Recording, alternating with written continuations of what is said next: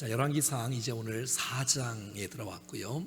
솔로몬의 우리가 모습들을 좀 많이 살펴보면서 우리가 생각했던 솔로몬 정말 지혜의 왕이었는지, 정말 그가 일천번제를 어떻게 드렸는지, 정말 그가 얼마나 똑똑해서 부귀영화를 마음껏 누렸는지, 정말 이런 얘기인지, 아니면 정말 주님이 그런 모습을 정말 기뻐하실까, 주님이 정말 원하시는 삶은 무엇일까, 우리가 아는 대로 우리가 말하고 아는 대로 생각하면 안 되고 성경이 말하는 대로 우리가 추적하면서 따라가면서 말씀대로 살아가는 우리가 될 수 있기를 간절히 원합니다. 아무리 자기가 평화를 많이 누려도 그 평화 때문에 상대방이 어렵고 힘들면 그 평화는 진짜 평화가 아닌 게 되지요.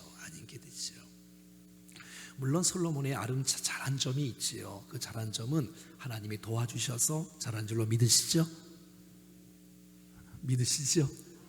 그리고 혹시 못한 점이 있다면 우리가 반면 교사로 삼아서 우리가 이 땅에 정말 우리가 어떻게 살아가야 주께서 기뻐하신지를 잘 보고 배울 수 있는 우리가 되어야 되겠죠.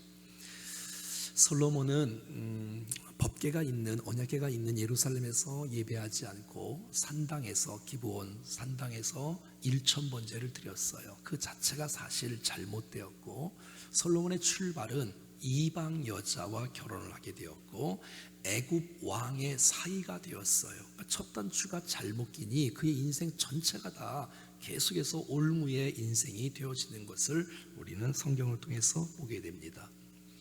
아무튼 그가 꿈을 꾸게 되므로 그 꿈의 놀라운 축복으로 꿈을 통하여서 그가 마음이 변화되어지고 우리 15절의 말씀에 봤듯이 합당한 예배를 언약궤에 있는 예루살렘에 가서 바른 예배를 드리는 아름다운 솔로몬의 모습도 보았습니다.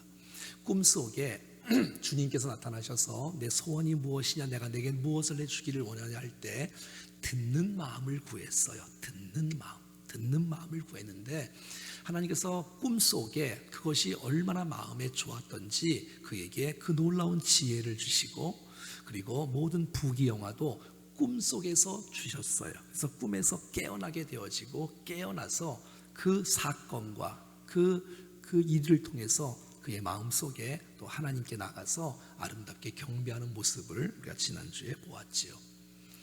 그리고 솔로몬은 창기의 그 아이들 한 명이 죽고 그 한 명을 솔로몬 앞에 나왔던 그런 상황 가운데서 솔로몬의 그 판결을 통해서 우리는 생모의 진짜 어머니의 그 아이를 향한 뜨거운 그 불붙는 마음을 보면서 하늘 아버지의 마음을 배웠고 예수 그리스도의 마음을 배운 것이 지난주의 이야기이지요. 그것은 솔로몬의 지혜가 아니었고 하나님의 지혜가 솔로몬에게 임하였었고, 그 모습을 보고 많은 사람들이 또 솔로몬을 두려워하게 되었고 솔로몬을 인정하게 되어지는 일들이 일어났던 것을 보게 됩니다. 아무튼 우리는 이 땅에 살아가는 동안에 하나님의 능력 없이 지혜 없이 살아갈 수 없고, 하나님의 능력과 힘과 지혜를 힘입은 다음에 하나님의 지혜를 덧입는 것보다 더 중요한 것이 있다면 우리가 하나님의 지혜대로 살아가야 되고, 우리의 바른 삶을 통해서 주의 뜻이 이루어져야 그 진짜 지혜를 받은 사람이지, 하나님의 지혜를 받아놓고 하나님의 능력을 받아놓고 내 마음대로 써버리면 그건 정말 너무너무 안타까운 일들이 일어나게 되어지는 거지요. 솔로몬은 이름의 뜻이 평화라는 뜻이에요. 샬롬이라는 뜻이에요. 그래서 오늘 본문에 샬롬이라는 뜻이 그 평강에 대해서 많이 나오고 있는데, 진짜 평화가 뭐냐? 여러분, 주님이 다스리는 것이 진짜 평화인 줄로 믿으시죠? 하나님이 통치하시고 그래서 주님이 이 땅에 오신 사건이 하늘에는 영광이요 그 모든 사람들에게는 평화가 되어지는 그 일들이 일어났던 것을 잘 알 수가 있습니다.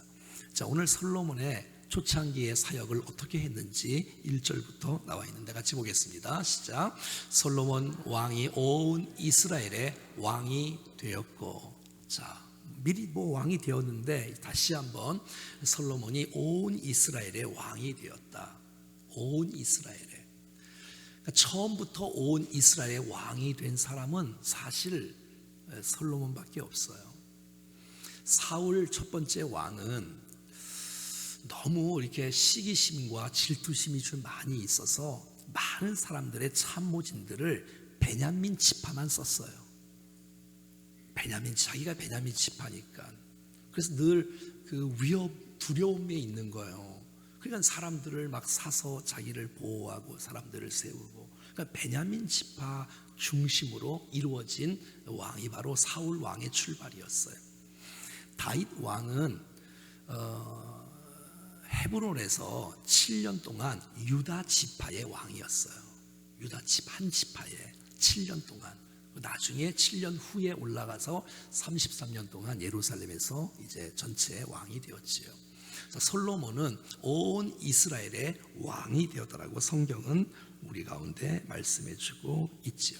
이제 솔로몬의 왕국은 아주 튼튼하고, 근데 그 모든 것은 하나님께서 다윗에게 약속하신 그 언약이 그 후손들에게 솔로몬 때에 와서 이어지고, 하나님의 약속이 솔로몬에게 임함으로 말미암아 솔로몬의 그 나라가 부강하게 되어지고 평안 가운데 많이 거했던 것을 우리가 잘 알 수가 있습니다.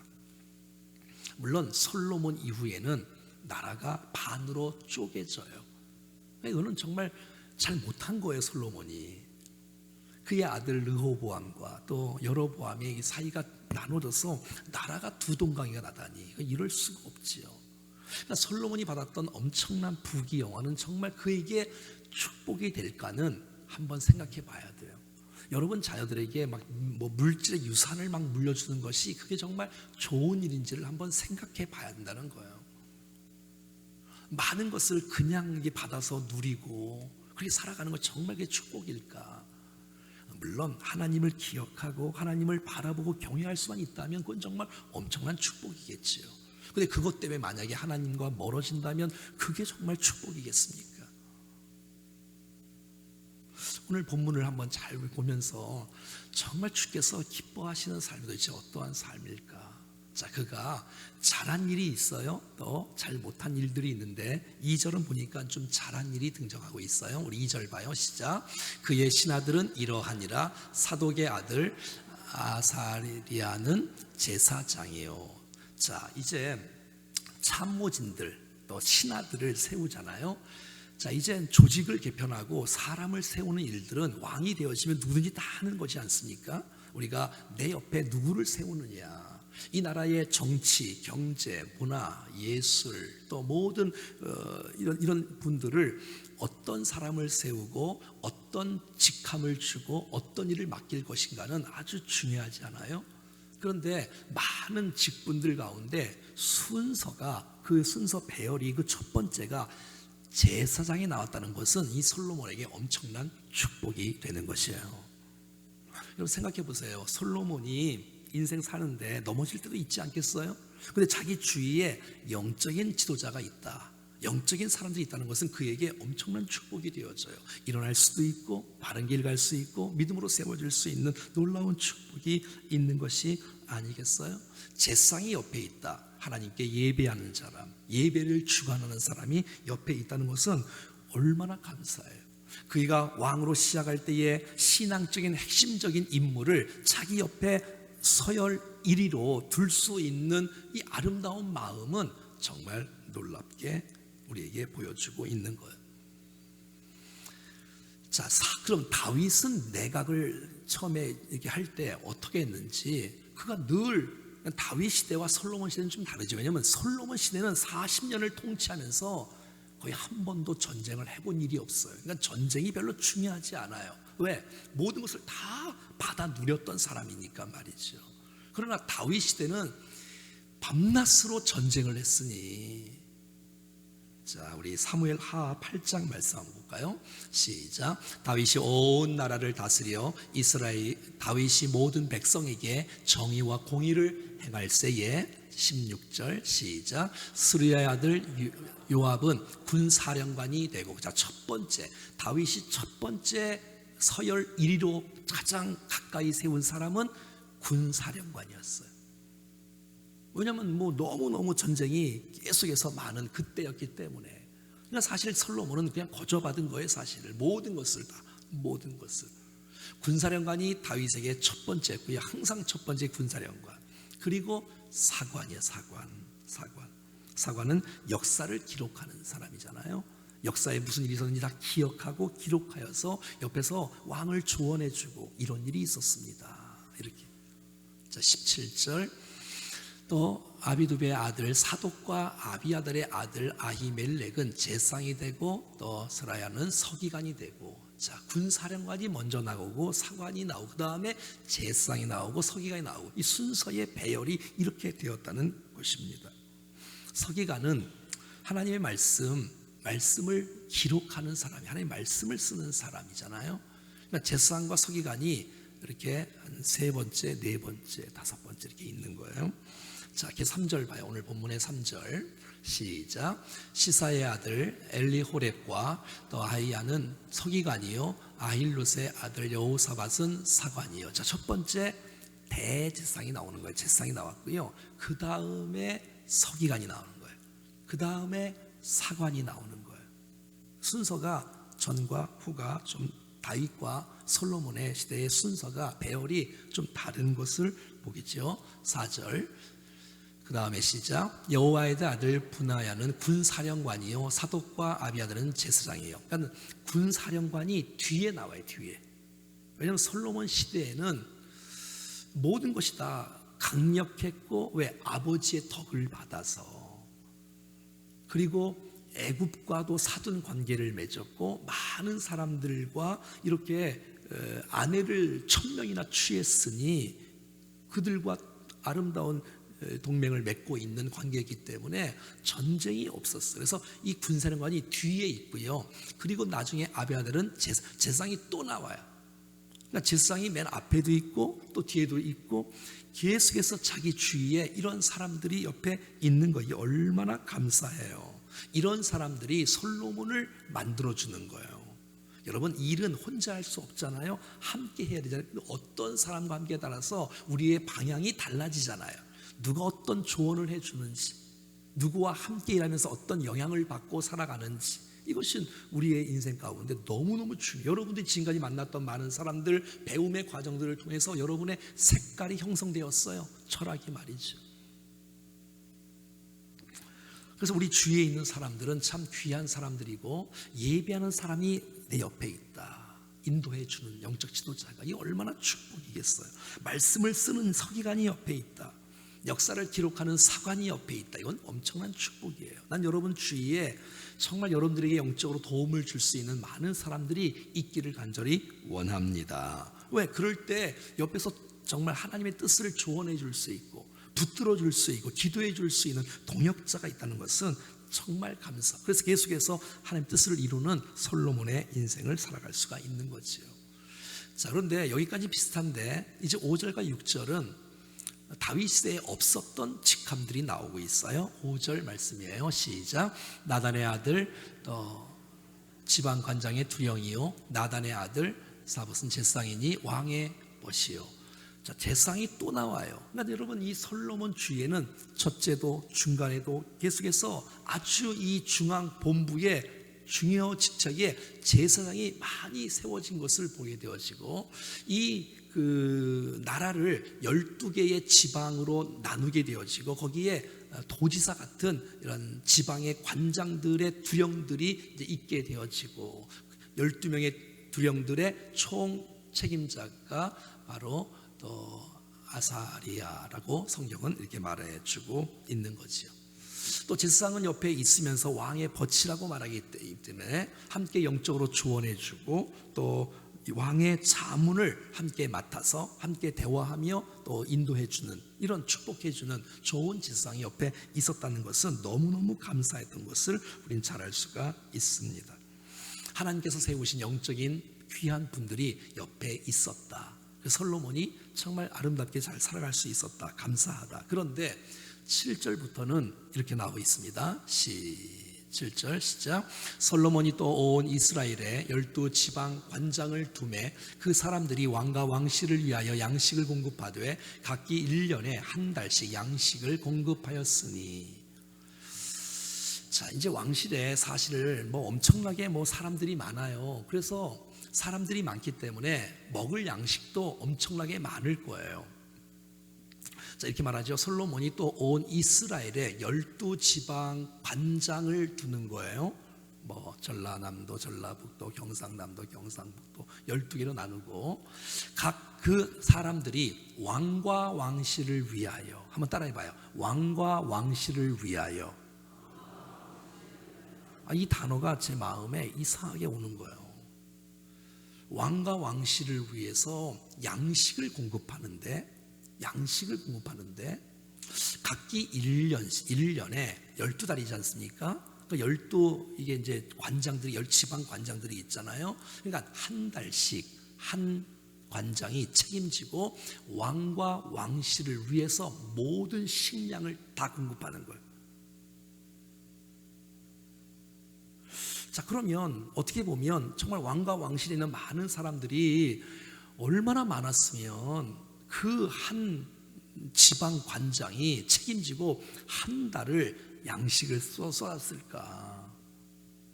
그러면 그 양식을 한 달 동안 쏘았으면 도대체 어디서 났을까? 그럼 그것을 구하기 위해서 얼마나 수고를 하는 사람들이 많을까?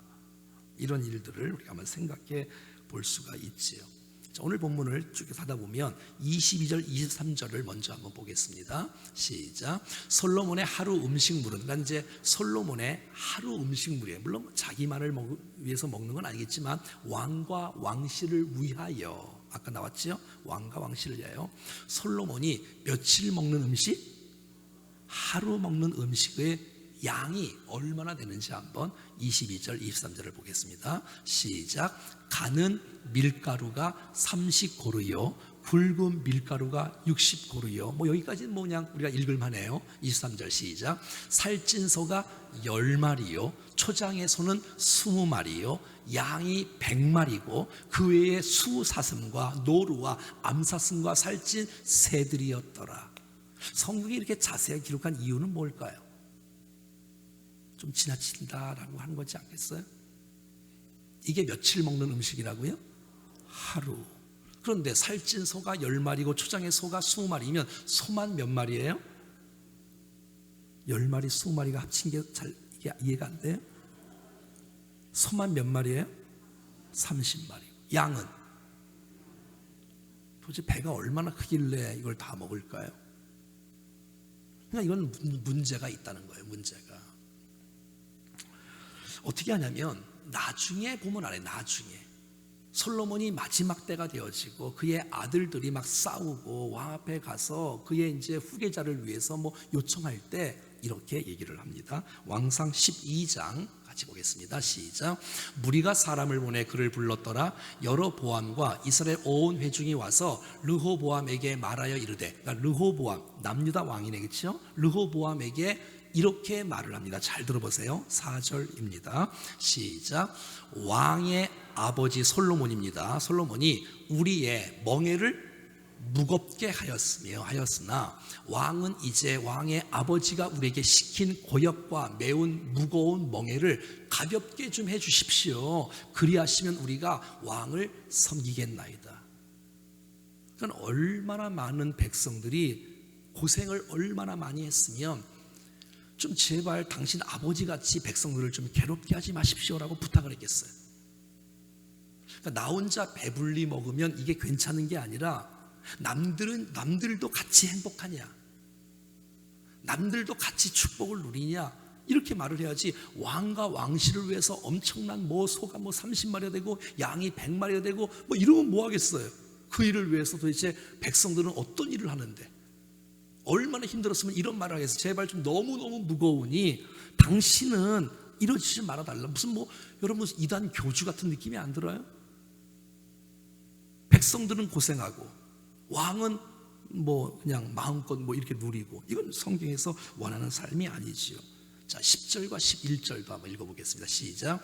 함께 자라난 소년들과 왕께 아뢰어 이르되, 이 백성들이 왕께 아뢰기를 왕의 부친, 솔로몬이의 솔로몬, 왕의 부친이 우리의 멍에를 무겁게 하였으나 왕은 우리를 위하여 가볍게 하라 하였은즉, 왕은 대답하기를 내 새끼 손가락이 내 아버지의 허리보다 자, 그러니까 르호보암이 더 솔로몬도 엄청난 나쁜 이게 너무 욕심이 많았는데 우리를 엄청나게 무겁게 했는데 그 르호보암이 새끼 손가락이 자기 아버지 솔로몬의 허리보다도 굵다는 거야.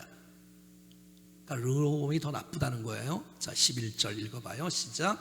내 아버지께서 너희에게 무거운 멍에를 매게 하였으나 이제 나는 너희의 멍에를 더욱 무겁게 할지라. 내 아버지는 채찍으로 너희를 징계하였으나 나는 정갈 채찍으로 너희를 징계하리라 하소서.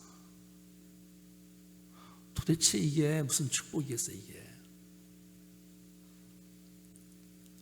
백성들은 고생을 하고, 아니 우리에게 주신 은사가 있다면, 우리에게 주신 능력이 있다면 나 먹고 잘 살라고 있는 게 아니고 나누라고 있는 거고 베풀라고 있는 거고 함께 살라고 있는 것인 줄로 믿습니까?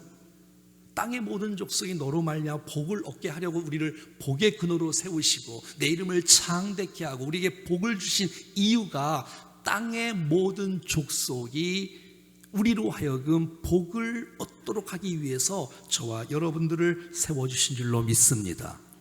자, 그러니까 우리의 선입견을 좀 내려놓으셔야 돼요. 우리의 선입견을 좀 내려놓으셔야 돼요. 솔로몬이 지혜의 왕인 건 사실이에요. 하나님께서 지혜를 주셨어. 우리 하반부 보면 정말 상상할 수 없는 지혜가 뛰어나요. 근데 그 지혜로 어떻게 했느냐, 어떤 결과가 있느냐, 그 일 때문에 정말 백성들은 행복했냐, 이게 진짜 참 지혜지. 지혜를 받아서 자기는 부하는데 남을 죽이면 이거는 결코 주께서 원하시는 방법이 아니라는 것을 오늘 우리는 잘 알아야 될 것입니다. 우리는 어떻습니까, 여러분? 나로 하여금 옆에 있는 사람이 복을 누리고 있습니까? 그게 진짜 그리스도인이고 합당한 사람인 것이죠. 남의 것을 뺏어서 나는 풍부한데 그 사람 배고파 굶어 죽고 내가 뺏으면 그 사람 죽으면 이건 진정한 하나님께서 원하시는 축복이 아니라는 것을 우리는 기억하셔야 됩니다. 지혜가 많은 건 축복이지만 그 지혜를 자기만을 위해서 쓰는 것은 주께서 기뻐하지 않는 일이에요. 정말 이 지혜는 하나님의 나라를 위하여, 복음 증거를 위하여, 많은 사람을 윤택하게 하는 일을 위하여 사용될 수 있는 주께서 우리에게 주신 은혜가 되어지기를 간절히 원합니다. 8절부터 19절까지는 여러분 읽어보시면 아는데 12 두령들의 관장들의 이름이 쭉 나와 있습니다. 20절입니다. 시작. 유다와 이스라엘의 인구가 바닷가의 모래같이 많게 되매 먹고 마시며 즐거워하였으며. 자, 이제 유다와 이스라엘, 똑같은 이스라엘인데 왜 유다하고 이스라엘 썼을까요? 지금 이 열왕기서는 언제 썼냐면 이때 쓴 게 아니라 나중에 완전히 두 나눠지고 완전히 포로 시대 때 쓴 내용이라 그랬죠. 그래서 지금 유다와 이스라엘 인구가 점점점 많아지는 거예요. 마치 바닷가에 모래같이 많게 되매. 뭐가 어떻게 많다고요? 바닷가에 모래같이. 떠오르는 인물은 누구예요? 바닷가에 모래같이 하면 떠오르는 인물은 아브라함. 22장 17절 시작. 내가 내게 큰 복을 주고 내 씨를 크게 번성하여 하늘의 별과 같고 바닷가의 모래와 같게 하리니 내 씨가 그 대적의 성문을 차지하리라. 여러분 보세요. 지금 창세기 22장 정도 되어지면 아브라함은 자식이 한 명 있어요. 그렇죠? 22장이 이삭을 바치는 사건이니까 딱 한 명 있어요. 그런데 하나님께서 아브라함에게 약속을 해주셨어. 내 자손이 번성하여서 바닷가에 모래같이 하겠다. 그런데 오늘 다시 볼까요? 20절 말씀, 아까 다시 그 전에 유다와 이스라엘 인구가 바닷가에 모래같이 많게 되매. 여러분, 하나님의 약속은 틀림없습니다. 주께서 하신 말씀은 하나님의 때에 반드시 이루어지는 줄로 믿습니다. 그래서 우리가 말씀을 들으면서 정말 이 말씀을 내가 다 붙잡을 수 있는 사람, 오늘 내게 주신 말씀으로 그 사람에게 그 말씀이 이루어집니다. 할렐루야. 그럼요. 그러니까 솔로몬 시대에 이루어지는 거예요. 약속의 말씀이. 그러니까 약속의 말씀이 우리의 삶의 현실로 드러나는 거예요. 아멘. 얼마나 감사해요. 또 약속의 말씀 여러분의 자손들에게 축복으로 현실로 나타날 수 있기를 바랍니다. 자, 21절 시작. 솔로몬이 그 강에서부터 블레셋 사람의 땅에 이르기까지와 애굽 지경에 미치기까지의 모든 나라를 다스림으로 솔로몬이 사는 동안에 그 나라들의 조공을 바쳐 섬겼더라. 그러니까 얼마나 나라가 부강하면 그 이스라엘을 끼고 있는 온 주위에 있는 그의 영토가 확장되어지고, 주님께서 아브라함에게 주셨던 네 동서남북을 바라보면 다 네게 주리라는 그 놀라운 약속의 메시지가 이 솔로몬을 통해서도 막 이루어지는 거예요. 영토가 막 늘어나는 거예요. 유브라데 강에서부터 블레셋, 왼쪽에 지중해 왼쪽에 있는 블레셋, 또 밑에 있는 남쪽에 있는 애굽에 이르기까지 점점 계속해서 부강하게 되어지고, 주위에 있는 모든 나라들이 함께 아람, 바산, 암몬, 모압, 에돔이 다 동쪽에 이렇게 있거든요. 그러니까 함께 이렇게 조공을 바치고 부강한 나라가 되어지는 축복의 나라가 되었어요. 21절 다시 봐봐요. 자, 솔로몬이 그 강에서부터 블레셋 사람의 땅에서 이르기까지와 애굽 지경에 미치기까지의 모든 나라를 다스림으로 솔로몬이 사는 동안에 그 나라들이 조공을 바쳐서 섬겼어요. 자, 그러니까 뭐 얼마나 여러분 부유하겠어요. 이 이스라엘 나라가 말이죠. 영토가 확장되어지고 많은 사람이 이렇게. 자, 봐세요. 오늘 보니까 이 그 강은 유브라데 강인데요, 여기서부터 블레셋에 이르기까지 또 애굽 지경에 미치기까지가 여러분 하나님께서 이미 창세기 15장 18절의 예언의 메시지예요. 읽어봐요. 시작. 그날에 여호와께서 아브람과 더불어 언약을 세워 이르시되 내가 이 땅을 애굽 땅에서부터 그 큰 강 유브라데까지 내 자손에게 주노니. 이럴 수가 있나. 창세기 15장은 아브라함을 주께서 선택하시고 아직도 자녀가 한 사람도 없을 때예요.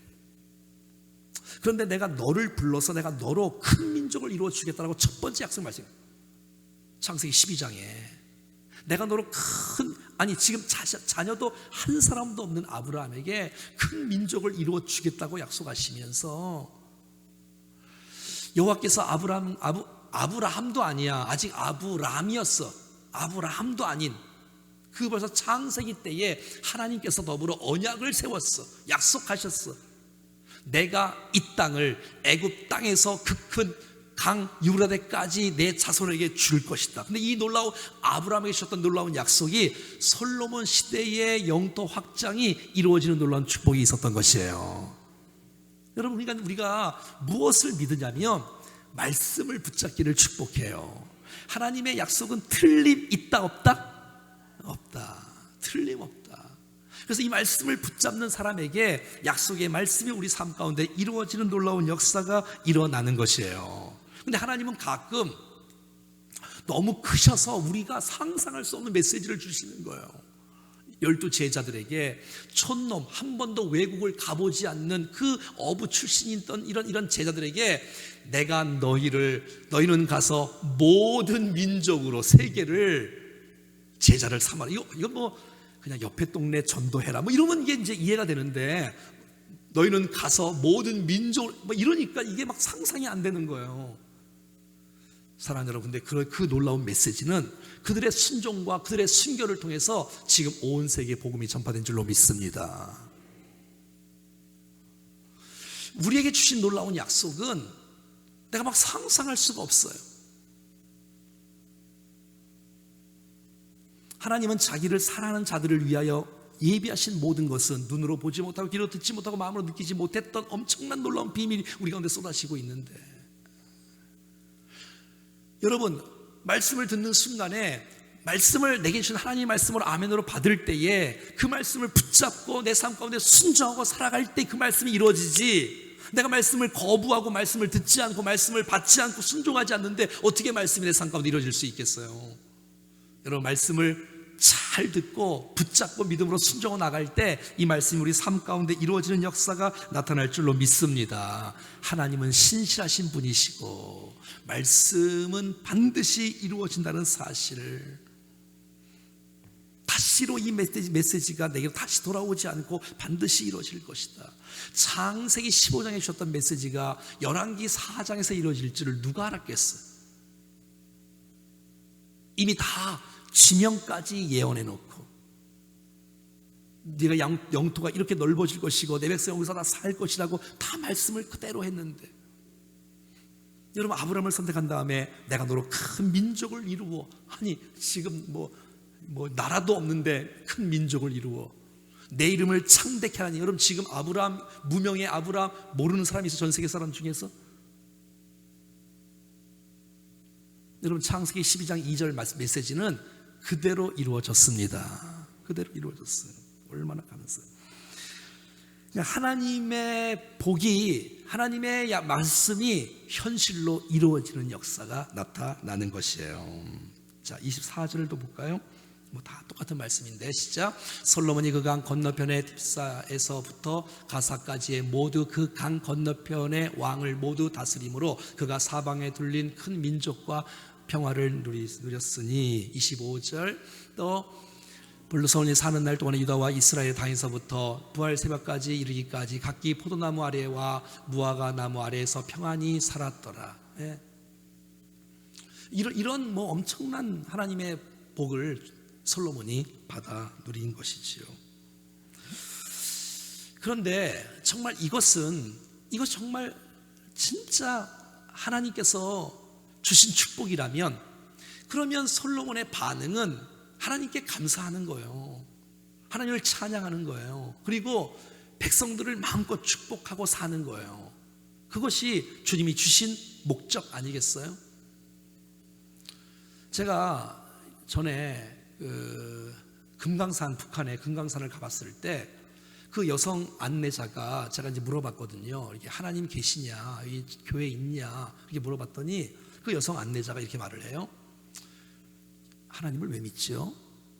우리는 영원하신 김일성 장군님만 믿습니다. 그러는 거예요. 그러니까 김일성 때문에 잘 산다고 생각하는 거예요. 김일성 죽었잖아요. 근데 그들은 신이에요. 교주지 교주. 온 천지에 김일성 만세가 다 가는 곳마다 다 써 있고, 마치 말씀을 준비하는데 김일성이 생각나는 거예요. 아무튼 정말 하나님 앞에 감사하고 찬양하며 온 백성을 축복할 수 있는, 왜냐하면 이 솔로몬 주위에는 뭘 성전이 지어지고 어떤 걸 다 전하도 이스라엘 전체에는 우상단지예요. 우상단지. 도려내지 못하는 거예요. 자, 26절도 읽어봐요. 시작. 솔로몬의 병거의 말 외양간에 4만이요 마병이 12,000명이라. 이걸 보고 여러분들이 정말 대단하다, 정말 하나님께서 복을 주셨다, 이렇게만 볼 수는 없잖아요. 그가 부강한 건 사실이고 잘 사는 건 사실이죠. 근데 그게 정말 합당한 거냐? 이거 다 애굽에서 다 말 사온 거 아니에요? 그러니까 잘 사는 것이 정말 어떻게 잘 살았는지, 잘 사는 건지, 어떤 것이 정말 바르게 사는 건지. 자, 볼까요? 신명기 17장 시작. 이제 이스라엘 왕을 세울 때에 왕의 조건을 말하는 거예요. 왕은 이렇게 해야 된다, 반드시 이렇게 해야 된다 라고 벌써 모세 때에 못을 막아놨어. 벌써 첫 번째 시작. 그는 병마를 많이 두지 말 것이요. 솔로몬은 병마를 너무 많이 뒀어. 솔로몬은 병마를 너무 많이 뒀어. 너무 많이 뒀어. 여러분 병마는 언제 쓰죠? 전쟁할 때. 자, 병마를 많이 두면 전쟁할 때 쓰는데, 그럼 전쟁을 준비할 거 아니에요? 그럼 병마가 많으면 무엇을 의지하겠어요? 병마를 의지하지. 전쟁은 내게 속한 것이고 하나님을 의지해야 되는데, 하나님을 의지하고 병마를 의지하는 거기 때문에 이스라엘 백성들은 하나님을 의지하고 하나님을 붙잡아야 되는데, 하나님을 의지하지 않고 병마를 의지하면 망할 것을 예언하고 있는데, 그러니까 솔로몬은 여기에 안 걸리는 게 없어요. 금할 것이 세 가지인데 다 걸려. 첫 번째, 병마를 많이 두지 말 것이요. 병마를 많이 얻으려고 그 백성을 애굽으로 돌아가게 하지 말 것이며. 왜? 다 사와야 되니까. 아니 무슨 4만 12,000 그 조그만 나라에, 여러분 강원도 나라만 해요. 여러분 이스라엘이. 자, 그리고 이는 여호와께서 너희에게 이르시기를 너희가 이후에 그 길로 다시 돌아가지 말 것이다 하였습니다. 17절 시작. 그에게 아내를 많이 두어 그의 마음이 미혹되게 하지 말 것이며. 아내를 많이 두지 말래잖아. 아내를 두지 말래잖아. 제가 말씀을 안 불러준 것 같은데 열왕기상 11장 3절과 8절에 보면 여러분 이 솔로몬은 아내가 1000명이에요. 그러니까 병마 많이 둔 것도 불합격이에요. 아내 많이 둔 것도 불합격이에요. 그리고 은금, 자 봐요. 은금을 많이 쌓지 말 것이며. 은금을 많이 쌓지 말래잖아요. 은금을 많이 쌓지 말래잖아. 자, 역대하 1장 15절 말씀 보면 솔로몬 시대에는 여러분 흔한 것이 금이야. 그러니까 온통 다 금으로 하는 거야. 다 금으로. 온통 다. 그러니까 세상적인 가치, 세상적인 것에 막 의지하는 거예요. 의지하는 거예요. 하나님 의지 못하고. 그러니까 세 가지를 금했어요. 첫 번째 병마, 두 번째 여자 아내, 세 번째 은금. 그러니까 솔로몬은 안 걸리는 게 없는 거예요. 여기에. 그 다음에 마지막 한 가지가 뭐냐? 17절, 17절, 18절 시작. 그가 왕 위에 오르거든 이 율법서의 등사본을 레위 사람 제사 앞에서 책에 기록하여. 18절, 19절 평생에 그의 옆에 두고 읽어 그의 하나님 여호와 경외하기를 배우며 이 율법의 모든 말과 이 규례를 지켜 행할 것이다. 한 가지야, 한 가지. 세 가지 금하고 한 가지 하래. 뭐냐? 하나님 말씀이다. 말씀을 붙잡아라. 말씀을 들어라. 말씀을 순종해라. 그러면 하나님이 책임져 준다는 거예요. 그런데 말씀 붙잡지 않고 말씀을 온데간데 없고 말씀을 읽지도 않고 듣지도 않고 내려놓고 그냥 맨날 하는 거 병마 많이 하나 쌓아놓고 헤헤 좋아하고 배불러서 좋아하고 또 하나 병마 쌓아놓고 또 하고, 이거는 주님께서 기뻐하지 않는 거라니까. 아내 많이 두고 주께서 기뻐하지 않아요. 돌아온 주일날 거룩인데 그 거룩의 핵심이 음행을 피하는 거예요. 데살로니가서 이제 주일날 설교가. 그리고 은금을 많이 두지 말 것이며. 솔로몬은 이게 반대로 가요. 반대로. 그러니까 우리가 지혜의 왕인 건 사실인데 그 지혜는 하나님이 주신 지혜고 그것을 바르게 써야지. 바르게 써서 복음을 전하는 것으로 사용되어지고 정말 겸손하게 하나님이 하셨다, 하나님이 하실 것이다, 이렇게 말만 하면 될 텐데 그 고백을 못하는 거예요. 그래서 이제 솔로몬이 이제 한두 장 그냥 보통 살아요. 그리고 나머지 이제 한 달 후부터는 솔로몬이 계속 무너져. 6장, 7장, 8장, 9장, 10장, 11 계속 다 무너져. 우리가 알고 있는 솔로몬하고는 너무너무 다른 솔로몬이에요.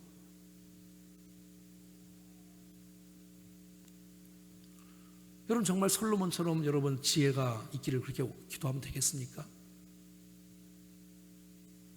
그럼 바른 지혜를 받았으면 바르게 사용해야지. 바르게. 물론 지혜가 제일 얼마나 중요합니까? 근데 바르게 쓰지 못하는 지혜는 이거는 꽝이죠. 아니 꽝이 아니라 도로 마이너스가 돼요. 마이너스. 그거 갖고 나쁜 짓만 해. 나쁜 짓만. 주님이 주신 거하고는 전혀 상관이 없는 것이에요. 27절 시작. 그 지방 관장들은 각각 자기가 맡은 달에 솔로몬의 왕과 왕의 상에 참여하는 모든 자를 위하여 먹을 것을 공급하여 부족함이 없게 하였습니다. 뭐 아까 그 얘기에 다 엄청난 거예요. 아니 그거 뭐 매일마다 뭐 그냥 12관장들이 매 한 달마다 돌아가면서 그냥 그거 대주는 거예요. 그거 대주는 거예요. 얼마나 힘들었으면 당신 아버지같이 좀 우리에게 고생 좀 시키지 말라고 부탁을 하는 거예요. 그런데 르호보암은 그거보다 배로 백성들을 곤욕하고 채찍하고 하는 거예요. 얼마나 안타깝습니까? 뭐 28절도 마찬가지고요. 그러니까 여러분 왕이 돼서 겸손하기가 너무 어려운 거야. 왕이 돼서 겸손하기가 너무 어려운 거예요. 우리는 겸손하기가 좀 쉬워. 그래도 뭐 그래도 겸손 잘 안 하지만, 근데 왕이 돼서 겸손하기가 너무 어려운 거예요. 이제 우리가 열왕기상 한 12장부터는 이제 분열 왕국으로 이제 나눠지는데 북이스라엘 19명의 왕들이 있어요. 남유다는 20명의 왕들이 있어요. 북이스라엘 19명 중에서 선한 왕은 19명이 다 하나님을 아는 사람들이야. 다 믿는 사람들이야. 선한 왕은 있다 없다? 단 한 명도 없는 거예요. 역사가 뭘 말해요? 왕이 돼서 하나님을 왕으로 섬기는 것은 너무 어렵다. 여러분, 우리가 부족하니까 주님을 찾는 거는 어렵지만 쉬워. 아프고 힘들고 좌절하고 주여. 근데 잘되고 잘나가고 부하고 명예 높아지고 돈 많고 이러는데도 결단하고 금식하고 철야하고 새벽기도하고 울고 엎드리면 이건 진짜 그리스도예요. 진짜 그리스도예요. 근데 이 솔로몬의 겸손한 모습이 많이 보이지가 않아요. 하나님을 의지하면 되는데, 그러니까 우리는 선줄로 생각하는 자는 넘어질까 조심해야 돼요. 누구든지 선줄로 생각하는 자는 넘어질까 조심하라고 기억하시면 되겠습니다. 우리 29절부터 쭉 한번 읽어보겠습니다. 엄청난 지혜가 솔로몬에게 막 쏟아 부어집니다. 근데 여러분 핵심이 29절 첫 마디예요. 한번 더 합시다. 하나님이 솔로몬에게 지혜와 총명을 심히 많이 주시고, 29절 읽어볼까요? 시작. 하나님이 솔로몬에게 지혜와 총명을 심히 많이 주시고 또 넓은 마음을 주시되 바닷가에 모래같이 하시니. 자, 이거는 솔로몬의 지혜가 아니었어. 하나님이 주신 거였어. 하나님이 주신 거였어. 하나님이 약속한 것이었어. 하나님이 주신 거예요. 하나님이. 여러분, 우리 인생의 주어가 하나님입니다. 그러니까 여러분, 내가 지혜가 있냐? 하나님이 주셨다. 그러시면 돼요. 승리했다. 하나님이 하셨다. 그러면 돼요. 내가 잘 산다. 하나님이 함께 하셨다. 이러시면 돼. 하나님이. 그런데 거기가 하나님은 다 빠지고 자꾸 내가가 나오기 시작하면 이건 큰일 나는 거예요. 그리고 교만하고 남 무시하고 남 비판하고 이러면 끝장나는 거예요. 내가 가졌던 안 가졌던 있던 없던 그건 상관이 없어. 여러분, 하나님이 우리의 주인이십니다. 우리가 생명까지도 우리에게 여기까지 얘기한 모든 것은 다 하나님이 주신 것입니다. 하나님이 주신 것이에요. 오늘 이 시간에 여러분 모두에게 하나님께서 하나님이 지혜와 총명을 심히 많이 줄 수 있기를 축복해요. 그리고 그 지혜를 바르게 사용할 수 있기를 축복해요. 바르게. 그리고 우리에게 넓은 마음을 주시기를 바랍니다. 옹졸한 마음 말고 넓은 마음, 포용할 수 있는 마음, 관용할 수 있는 마음, 축복할 수 있는 마음, 이런 마음, 이런 넓은 마음, 이런 놀라운 축복들. 여러분, 이 솔로몬의 지혜는 하나님이 주셔서, 생각해봐요. 공부한 지혜하고 하나님 주신 지혜하고가 게임이 되나? 자, 하나님 주신 지혜가 어떤지 30절부터 한번 읽어보겠습니다. 시작. 솔로몬의 지혜가 동쪽 모든 사람의 지혜와 애굽의 모든 지혜보다 뛰어나고. 31절 시작. 그는 모든 사람과 지혜로워서 예스라의 사람 에단과 또 마울의 아들 헤만과 갈골과 다르다보다 나음으로 그의 이름이 사방 모든 나라에 들렸다. 여러분 한번 따라해봐요. 에단 줄 쳐보세요. 에단. 마홀 줄 쳐보세요. 에단 들어보신 분 혹시 있어요? 시편을 읽다 보면 에단이 나와요. 에단은 너무너무 지혜로운 사람이라서 시편 89편의 저자예요. 뭐 나와요. 거기 89편 위에 써 있어요. 그리고 마홀은 시편 88편을 쓴 사람이에요. 여러분 다윗은 시편 중에서 150편 중에서 73편밖에 안 썼어요. 밖에가 아니라 73편이나 썼어요. 나머지는 이런 사람들, 이 에단, 마홀, 뭐 여러 사람들, 뭐 솔로몬도 있고 많이 있겠죠. 자, 그러니까 그 당시에 가장 뛰어났던 사람들이 에단, 마홀, 헤만과 갈골, 뭐 이런 사람들, 다르다, 뭐 이런 사람들이겠지요. 그런데 그런 사람도 하나님의 지혜를 받는 솔로몬과는 게임이 안 된다는 거예요. 32절 시작. 그가 잠언 3000가지를 말하였고 그의 노래는 1005편이며. 이거 뭐 감당이 되겠습니까? 우리 그 잠언이에요. 잠언을 솔로몬이 썼잖아요. 전도서를 솔로몬이 썼잖아요. 또 뭐 아가서 솔로몬이 썼잖아요. 또 시편에도 또 여러 있고. 자, 잠언이 3,000가지고 노래가 1,005편이고, 그런데 이 하나님께서 주신 이 솔로몬의 지혜는 비교되지 않는 게, 이제 박사이잖아요. 박사, 이런 무슨 이제 박사학위 받으신 분 여기 있지, 우리 교회. 박사는 그 한국 전공 분야의 박사잖아요. 다른 건 잘 몰라요, 사실은. 그 한쪽에 이제 연구하신 분들이잖아요. 얼마나. 근데 이 다윗은 다방면에 뛰어난 사람이에요. 자, 보세요. 33절 시작. 그는 또 초목에 대하여 말하되 레바논 백향로로부터 담 나는 우슬초까지 하고, 그의 또 짐승 새 기어다니는 거 물고기에 대하여 따라올 사람이 없는 거야. 물고기 딱 얘기하면 끝도 없어. 짐승 얘기 나오면 끝이 없어. 백향목 끝이 없어. 뭐 우슬초. 그러니까 모든 면에 하나님의 지혜를 얻었다라고 성경은 얘기하고 있는 거. 34절 시작. 사람들이 솔로몬의 지혜를 들으러 왔으나 이는 그의 지혜가 소문을 들은 천하 모든 왕들이 보낸 자들이다. 도대체 솔로몬의 지혜가 얼마나 뛰어난지, 야, 너 가봐라. 너 온 천하에서 솔로몬의 지혜 들으러 다 온 거야. 그럼 좋은 기회 아니? 좋은 기회? 무슨 기회? 이거 내 지혜 아닙니다. 이 말 하면 되잖아. 이 말, 이거 내 지혜 아닙니다. 잘난 척하면 안 되잖아. 하나님 주셨으니 요 말 하면 되잖아. 그러면 이게 복음이 땅끝까지 얼마나 증거 되겠어. 여러분, 누가 여러분들에게 뭐 잘한다고 묻거든 하나님이 하셨다라고 말씀하십시오. 그러면 돼. 연습해봐요. 어떻게 그런 일을 할 수 있었어요? 시작. 그렇지. 그러니까 충정교회 성도가 됐지. 그러니까 사랑하는 여러분, 우리에게 복과 지혜를 주신 분이 바로 하나님이십니다. 이거를 잊지 말기를 축복합니다. 내가 남보다 조금 뛰어난 모든 것이 있다면 은사야. 어떤 것도 지식이든 뭐 물질이든 명예든 뭐 어떤 것든 간에, 그러면 하나님께 감사하십시오. 그리고 모든 사람에게 나눠줄 수 있고 섬길 수 있는 일에 쓰임받는 우리가 될 수 있기를 축복합니다. 진짜 지혜는 뭐냐? 여호와를 경외하는 것이 지혜의 근본이고 지식의 근본입니다. 여호와를 경외하는 것이, 특별히 하나님의 말씀을 통해서 하나님의 지혜를 받고, 말씀을 통해서. 여러분, 누가 묻거든 하나님을 좀 소개하고 그가 하나님을 만날 수 있도록 한다는 것이 얼마나 좋아요.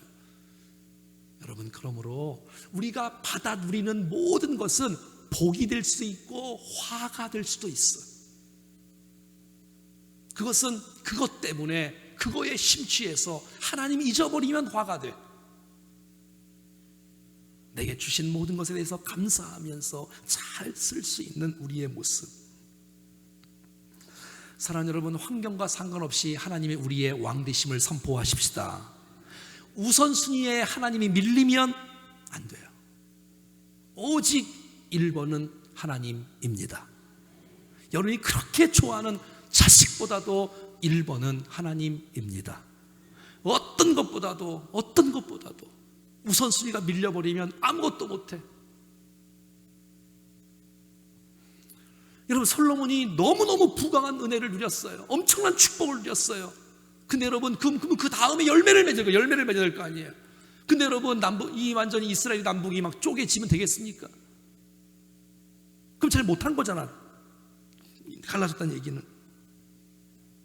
그러므로 우리의 다음 세대에게 말씀을, 믿음을 기도로 우리가 정말 잘 키우고, 믿음의 전수가 일어나서 우리뿐만 아니라 우리의 자녀들도 하나님을 예배하고 순결한 세대, 거룩한 세대로 세워지는 역사가 있어질 수 있기를 주의 이름으로 간절히 축원합니다.